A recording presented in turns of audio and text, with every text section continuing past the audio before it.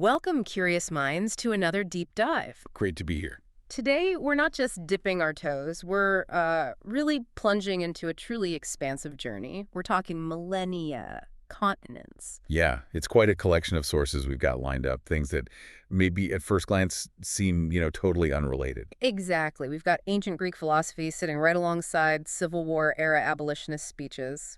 Jump forward to early 20th century motivational talks and even modern psychological research. It's a real mix. It really is. And what's truly remarkable here, I think, is how they all, despite the different times and topics, they sort of converge on this profound and enduring truth, the incredible power of words. And we'll explore how language, rhetoric, and just deeply held beliefs, how they don't just shape our individual lives. Right. But they actually galvanize movements, they define what success even looks like, and arguably chart the course of history itself. Which leads to the big question, right? Exactly. What is this power? How have people understood it, tried to hone it over the centuries? And maybe most importantly, how do we wield it, responsibly and effectively today? Okay, so that's our mission today. We're going to unpack this rich tapestry of thought. We'll pull out the most important nuggets of knowledge. Try to connect the dots. Yeah, help you understand how communication, how conviction, and maybe having a really clear sense of purpose, how that can genuinely transform the world around us and, our own personal journeys within it. Get ready for some aha moments, hopefully. I think so. We're going to connect things in some surprising ways. The ancient roots of persuasion, crafting the spoken word. All right, let's kick off our journey where so many of these profound Western ideas really began with the ancient Greeks. The architects of rhetoric, really. Absolutely. We're drawing from some heavy hitters here, Plato's Gorgias and Phaedrus, Aristotle's Rhetoric, and then the Romans, too, like Cicero's De Orator and Quintilian's Institutio Oratoria. Right. And these texts, they don't just tell us what persuasive speech is. They actually debate its whole nature, its purpose, its ethics, even. So how did they define it? Was there agreement? Oh, not at all, initially. It's fascinating how they grappled with it, especially Plato. In Gorgias, he draws this really sharp line. He contrasts rhetoric, especially as practiced by the sophists, like Gorgias himself. He contrasts that sharply with philosophy. He basically argues that they're kind of oratory. It doesn't aim to produce real knowledge, like knowing right from wrong. It just aims to persuade. It's conviction, not necessarily truth. Exactly. Conviction without truth. He famously dismisses it as no art at all. He even compares it to like a baker tempting kids with sweets. Pandering to desires, not aiming for what's truly good. Precisely. He saw it as just an unsystematic knack, something without a real grasp of underlying truth. So for Plato, then, was it inherently manipulative? What was the danger he saw? That was exactly his fear. Right. That without a grounding in philosophy, without genuinely pursuing the good, rhetoric could just be used to sway ignorant crowds. Make the weaker argument seem stronger. Undermine justice. Right. Think about that really puzzling claim Socrates makes in Gorgias. It's a real head-scratcher at first that tyrants don't actually do what they want to do. Right, only what they decide is best. Yeah, and the implication is they're acting out of ignorance. They mistake power or money for actual well-being. So Plato's thinking, if even a tyrant is fundamentally ignorant of their own true good. How much easier is it to mislead ordinary people with fancy words? Exactly. Rhetoric, when it's detached from truth, becomes this dangerous tool in the hands of the ignorant or, the malicious. And yet, Plato himself, or Socrates in the dialogues, uses incredibly persuasive language. It seems like a bit of a paradox. It does, doesn't it? But then later on in Phaedrus, he seems to sort of refine his view. He suggests there could be a more, let's say, philosophical kind of rhetoric. One where the speaker absolutely must know the truth to speak well. But, this is key, he also acknowledges you still need the skill to convince people. So knowing the truth isn't enough on its own. Right. You have to be able to convey it effectively, make it land with the audience. He even sort of entertains the idea that if rhetoric can grasp truth, maybe it could be a proper branch of rational expertise. So a shift from outright dismissal to something more nuanced. Yeah, provided it serves a higher purpose. The challenge, as he puts it in Phaedrus, is knowing the truth isn't sufficient. you still need that rhetorical skill to make the truth persuasive. And that fundamental tension, persuasion versus truth, it feels incredibly relevant today. Oh, absolutely. It echoes in every political speech, every ad campaign, every news report you hear. Yeah. You, as a listener, you're constantly navigating this. How do you tell real insight from just, skillfully packaged words? Are they appealing to reason or just emotion? Exactly. Understanding these ancient debates helps you become a more critical listener, always asking, okay, what's the real intention behind these words? So, if persuasion is more than just, hot air, what are its building blocks? How do you actually construct it effectively? Well, for that, we turn to Aristotle, the master categorizer. Right. His rhetoric gives us this incredibly durable framework. He identifies three main ways to persuade: ethos, pathos, and logos. Speaker credibility, audience emotion, and the logic itself. Perfect summary. Yeah. Ethos is the speaker's character, their credibility. Mm. Pathos is tapping into the audience's emotional state. And logos is the logical argument itself. Aristotle insists you need all three for truly persuasive speeches. You could have the best argument, but if nobody trusts you or feels anything. It falls flat, exactly. And he also talks about entomemes. That sounds a bit technical. It does, but the concept is quite elegant, actually. Think of it like a rhetorical syllogism, but where you leave one part unstated. Because you assume the audience gets it. Right. You assume they'll fill in the blank. Like if I say, she's a great leader, so she'll inspire the team, the unstated bit is, great leaders inspire their teams. Ah, so the audience participates in the logic. Precisely. Feels more collaborative. Aristotle says these enthymemes come from likelihoods, things that are usually true, or examples, criteria, which are necessary truths, and signs. Mastering these helps you, as he puts it, exhort and warn, praise and blame, and accuse and defend. Covers pretty much all public speaking.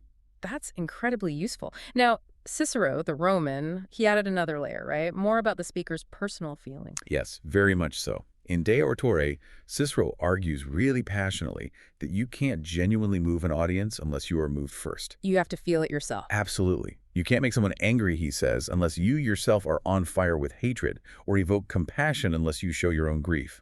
His famous line nails it. There is no mind so ready to absorb an orator's influence as to be inflammable when the assailing speaker is not himself aglow with passion. Wow. So it's about embodying the emotion. For Cicero, yeah. True persuasion wasn't just technique, it was conviction. It was feeling.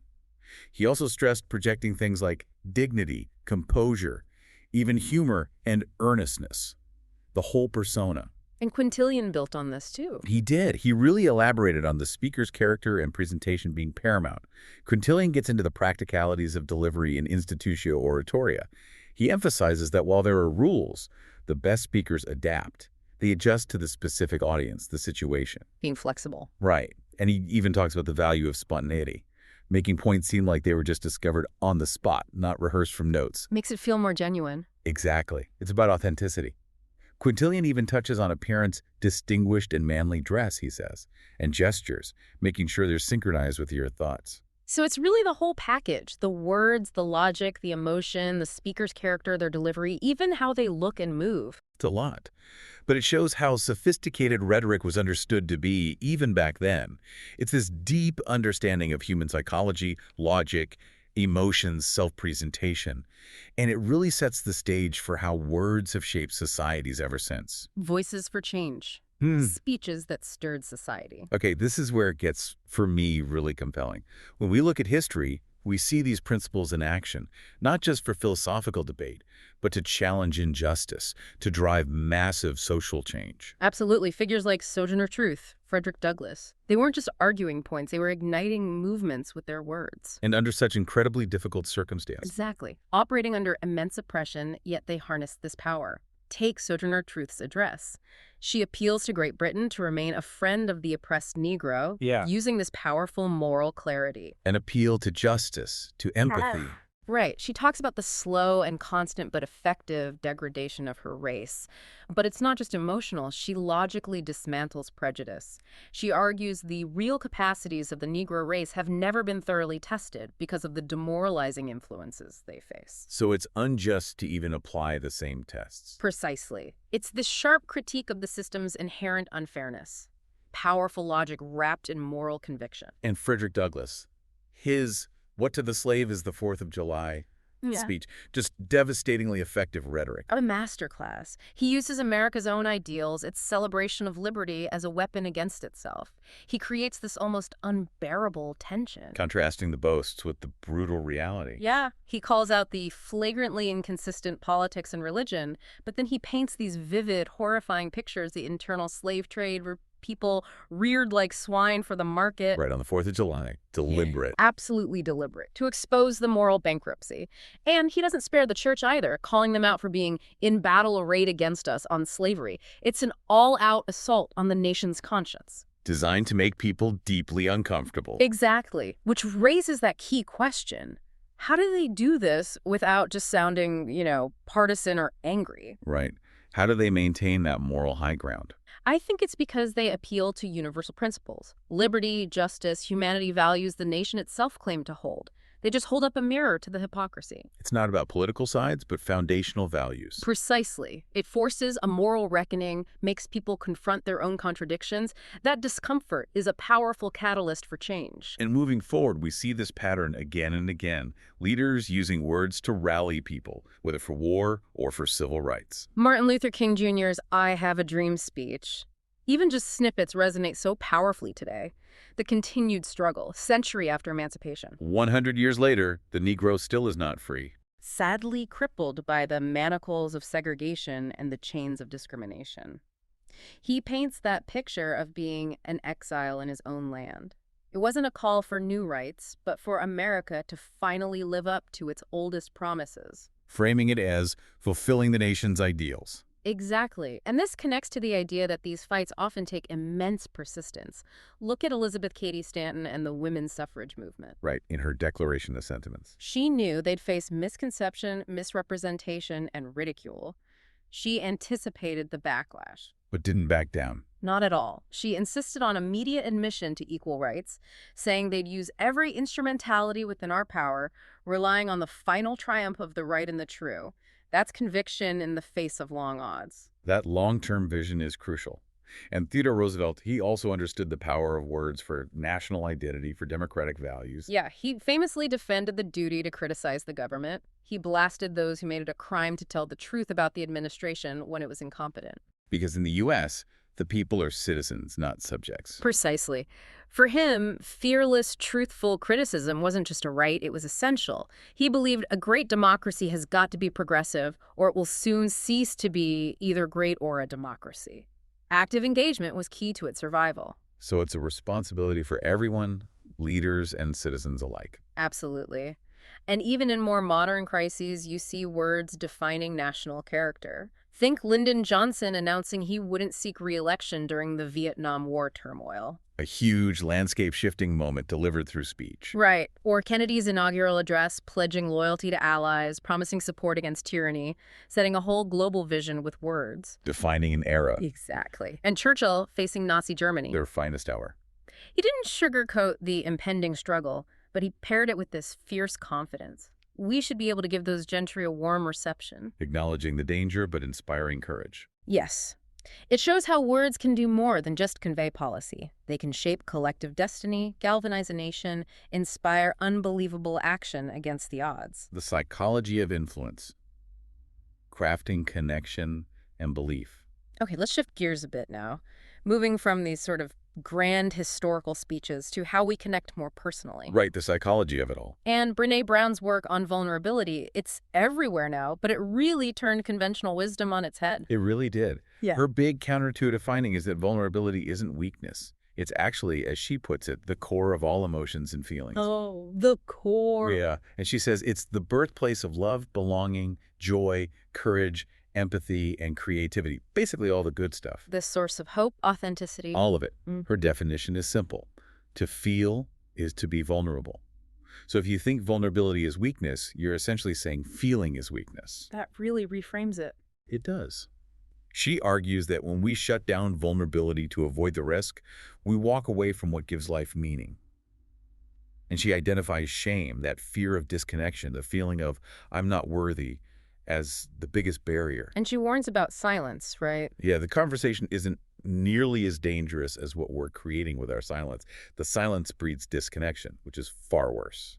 But it's not just about, like, spilling your guts to everyone, is it? That feels like it could backfire. No, absolutely not. That's a key distinction. It's not indiscriminate oversharing. Real vulnerability is measured, it's intentional. It's sharing your authentic self, your struggles, with people who've earned the right to hear it. Okay, so discernment is key. Crucial. It's about cultivating resilience, knowing your worth isn't tied to perfection. Like telling a kid they did something bad, not that they are bad. That creates space for empathy. And connecting this to influence.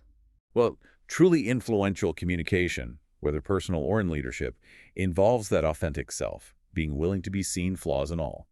A leader who can connect through shared humanity builds way more trust than one hiding behind a perfect facade. It's like Aristotle's ethos again, but from the inside out. That's a great way to put it. Speaking of practical connection, Dale Carnegie's How to Win Friends and Influence People. Old school, but still so relevant. Absolutely. His core idea seems simple. Understand what others desire. Arouse an eager want, as he says. Right, that story about Mike the salesman. Talking got him nowhere. But showing the station manager a successful station, sparking that want for himself, that worked instantly. Shifted from telling to inspiring desire. And Lincoln's empathy. That example is striking. Don't criticize them. They are just what we would be under similar circumstances. That ability to truly step into someone else's shoes, understand their context before judging, that's the heart of genuine influence, not just winning an argument. Relating, not just asserting. Exactly. And Tony Robbins, he takes this psychology deeper, right? Talking about meta programs. It sounds like understanding someone's mental software. That's a good analogy. In Unlimited Power, he argues that understanding these internal filters, how people process information, can greatly enhance communication effectiveness. Can you give an example? What's a common filter? A big one is towards pleasure versus away from pain. Some people are driven by achieving goals towards, others by avoiding problems away from. Ah, so you tailor your pitch. Right. Focus on the benefits for a towards person. Highlight the risks of inaction for an away from person. He also talks about pacing and leading. Mirroring someone subtly. Yeah, gestures, tone, posture building subconscious rapport. Then once you have that connection, you can gently guide them towards a different perspective. It's about connection first. Not manipulation, but building trust. That's the idea. And he talks about modeling successful people, their beliefs, behaviors, even their physiology. Like posture affecting confidence. Exactly. By Yeah. adopting a posture or breathing pattern that reflects confidence, individuals can alter their internal representations and emotional states. It's a very holistic approach. Wow. Body and mind influencing each other for communication. Right. And underpinning all this, Earl Nightingale reminds us of something fundamental. Listening. Yeah. His friends quote, "You ain't learning nothing while you're talking." Haha, love that. It's so true. It is. He stresses asking open-ended questions, those 6 W's, H and I. Who, what, when, where, why, which, how, if. Questions that can't just get a yes or no. Gets people to open up, share their ideas. Exactly. Taps into their inexhaustible storehouse. Truly listening gives you insight into their needs, their filters. He even gives rules for brainstorming. No negativity. Wild ideas welcome. Quantity matters. Then combine and improve. It's all about drawing out and valuing others' input. So putting it all together, empathy, understanding desires, recognizing filters, mirroring, listening, asking good questions. These aren't just theories. Not at all. They're really practical tools. Tools for creating deeper, more meaningful connections in any part of life, moving beyond just surface interactions. Exactly. Fostering real understanding, collaboration, and, lasting influence. The mindset of success, opportunity, effort, and hope. Okay, let's pivot now towards personal success, achievement, and this intriguing idea of finding opportunity right where you are. Ah, Russell Conwell's Acres of Diamonds. Yes. Delivered thousands of times, that lecture. Such a potent reminder. And the core message is so counter to how we often think, right? Stop looking elsewhere. The opportunities are right within the sound of your voice if you just look. That story of Ali Hafed, the farmer, Yeah, it's unforgettable. it really is. Sells his perfectly good farm to search the world for diamonds, dies penniless. While the guy who bought his farm finds first silver, then the world's richest diamond mines right there. Right where Ali Hafed had been walking every day. Conwell's point is the barrier is often just our own perception failing to see the potential in the familiar. And he didn't shy away from connecting wealth and, godliness. No, he directly challenged that idea that you have to be poor to be pious. He called it an awful mistake. If you can honestly attain unto riches, It is your Christian and godly duty to do so. Right. He argued most rich men were honest. That is why they are rich. He links success directly to service and integrity. Like that jackknife anecdote from his father's store. Yeah, meet a need, provide a service, do a kindness, and you receive value back. The country store, he said, was the best place to learn every kind of mercantile transaction because you learned people's needs. So wealth as a byproduct of serving your community. That was his view, and his criticism of the store owner who doesn't even know his neighbors, let alone their needs. That really drives it home. Opportunity is local, often hidden in plain sight within your community. Okay, so if success starts with serving needs right around us, how do we cultivate that mindset? How do we actually see those acres of diamonds? It's about shifting perspective, isn't it? From scarcity to abundance, seeing potential everywhere. And this feels like a perfect bridge to Earl Nightingale's The Strangest Secret. Absolutely. Nightingale provides a really powerful framework for cultivating exactly that kind of achievement mindset. And the secret itself. The core message, almost deceptively simple, is you will become what you think about. Focus shapes reality. Essentially, yes. But he breaks down the price for success into concrete steps. First, set a definite and clearly defined goal. You need a target. Makes sense. Second, let your mind mull over that goal from all possible angles. Engage the subconscious. Third, let your imagination speculate freely. No mental blocks. And crucially, Refuse to believe any circumstances can defeat you, that indomitable spirit. Then act promptly and decisively, and always remember you're standing in the middle of your own acre of diamonds. Plus, practically save at least 10% of your earnings. wow, it's a whole system. And he ties it back to service, too. Directly. Success is in direct proposition to our service. You earn money by providing needed, useful products or services. It echoes Conwell perfectly. Clarity, belief, action, service. Les Brown has a real fire to this, doesn't he? Oh, yeah. Brown brings the passion.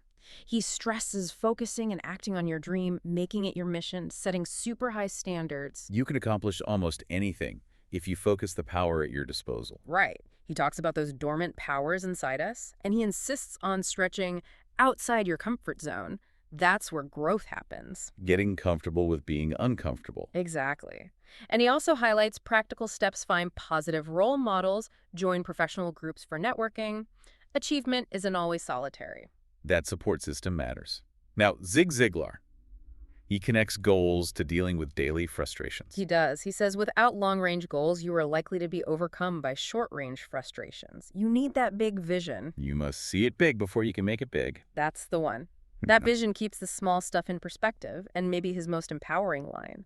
Others can stop you temporarily. You are the only one who can do it permanently. Wow. Ultimate personal responsibility. Right. It puts the locus of control squarely back on you, your resolve, your vision. So, taken together, Conwell, Nightingale, Brown, Ziglar, it's not just about money. It's about purpose, fulfillment, Living intentionally. recognizing your inner asset's mind, will, service defining your purpose, and then daring to act, looking within and around you for the raw materials. It's incredibly empowering. But what about the inner life itself? Is external achievement the whole story? Seneca offers a very different perspective. A crucial counterpoint, yes. The Stoic view from Letters from a Stoic. Seneca reminds us true joy, real worth, isn't about external stuff. It's about the state of your mind. The wise man is joyful, happy and calm, unshaken. He lives on a plane with the gods. It's not about ignoring hardship, but building this inner fortress that circumstances can't breach. Accepting things. Yeah, he advises never do anything unwillingly. What's a necessity if you fight it becomes just a choice if you embrace it. Even facing death without sadness. Dying well means dying gladly, accepting the natural order. Finding freedom and acceptance, not resistance. Exactly. He says you find true worth when you stop valuing people by their trappings, titles, wealth, possessions. Just look at him when he is naked. Right. Consider only the soul, its quality and its stature.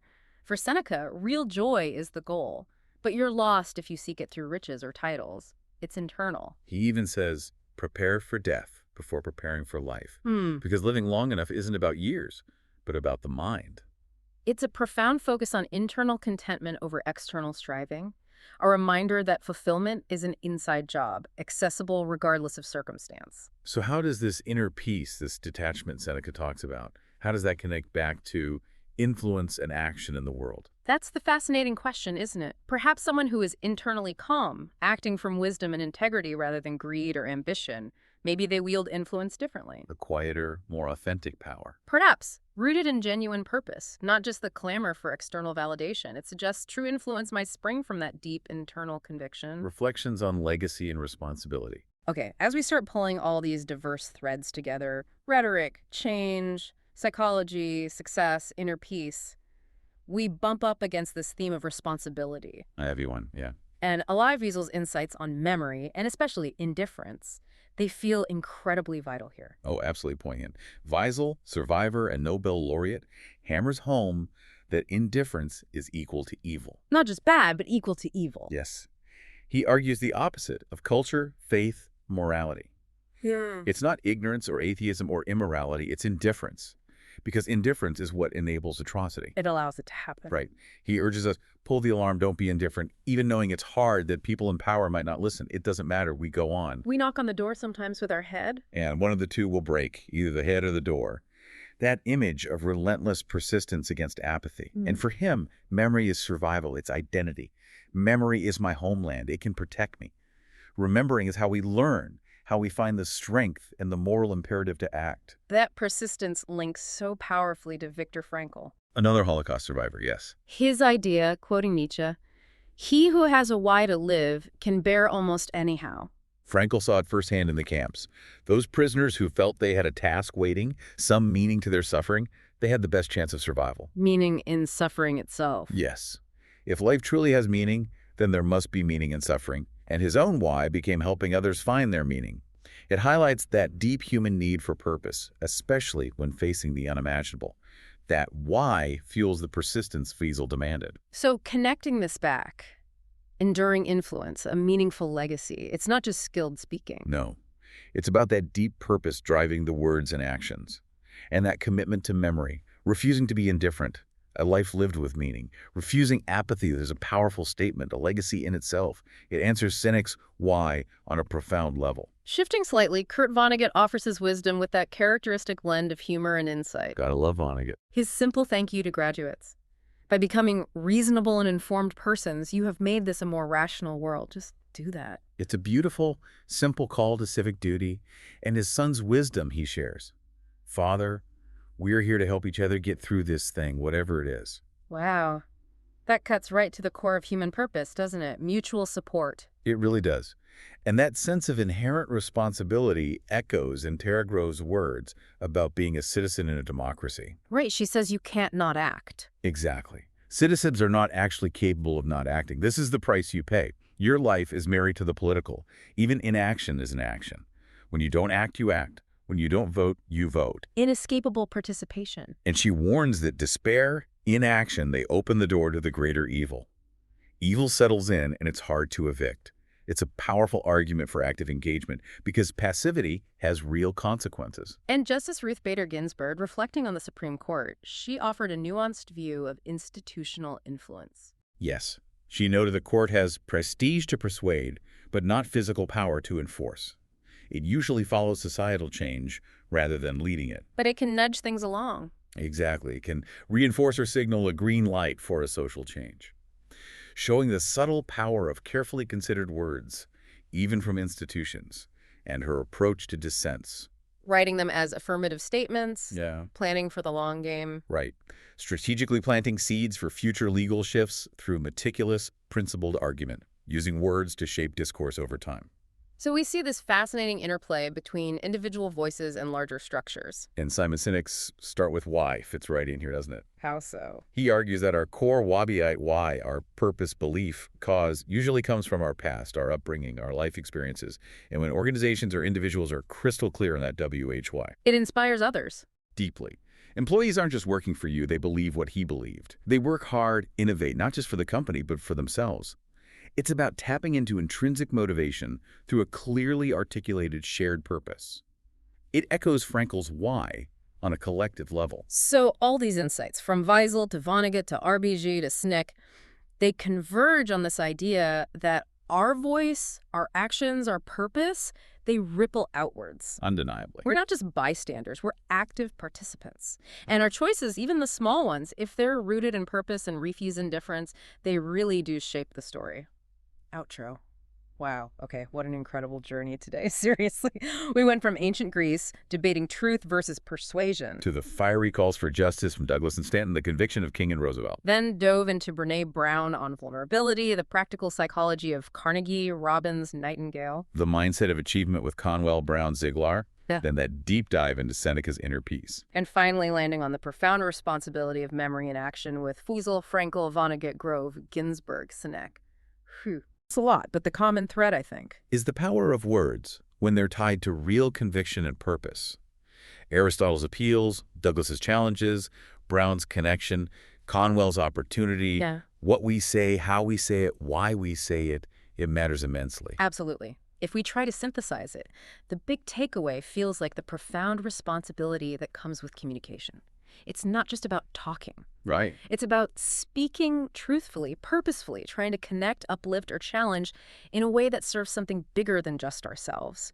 It reminds us that real leadership, real change, usually springs from that deep, clear why Sinek talks about. And that absolute refusal to be indifferent that Weisel pleaded for. Exactly. Finding your acres of diamonds isn't just about external opportunity.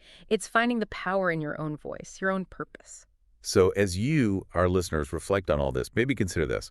If your words are your most potent tools and your life's purpose is your compass, what enduring message are you crafting day by day? And what acres of diamonds, of influence, of opportunity, of meaningful connection are waiting right where you stand if you just open your eyes and dare to act with conviction. A powerful thought to leave with.